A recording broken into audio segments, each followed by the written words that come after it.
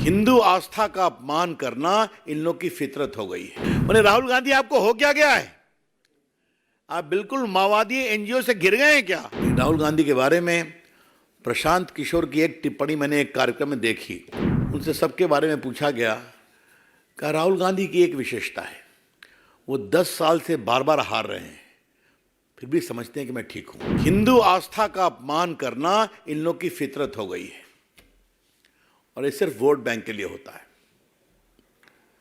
Denigrating and castigating Hindu gods, Hindu practices, Hindu ideals have become the biggest theme of the political campaign of the Congress party these days.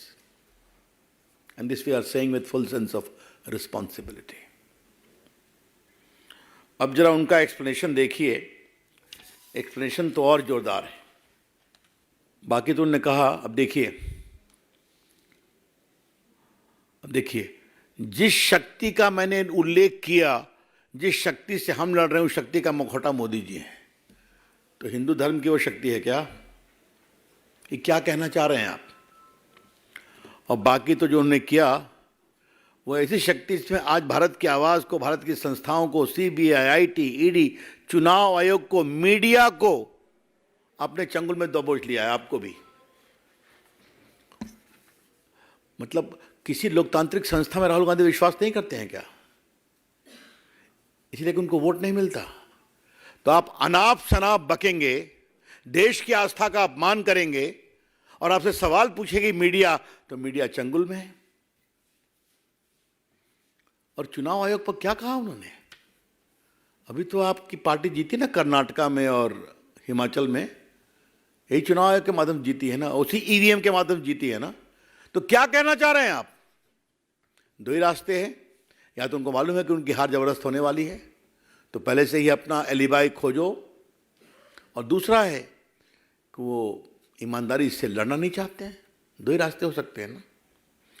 और बाकी तो जो उन्होंने बातें कही हैं, उस शक्ति को मैं पहचानता हूँ, उस शक्ति को नरेंद्र मोदी। तो कई हमारे बिहार में बड़े कड़े शब्द होते हैं, बिहार से जुड़े पत्रकार उसको समझते होंगे।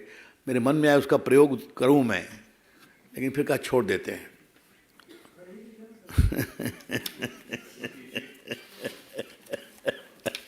मैंने राहुल गांधी आपको हो क्या गया है? आप बिल्कुल माओवादी एनजीओ से गिर गए हैं क्या? अगर कुछ अच्छे सहयोगी चाहिए तो राहुल गांधी जी हम भेजते हैं आपके पास। वो बड़े न्यूट्रल लोग हैं, देश को समझते हैं, आपको समझाएंगे भी।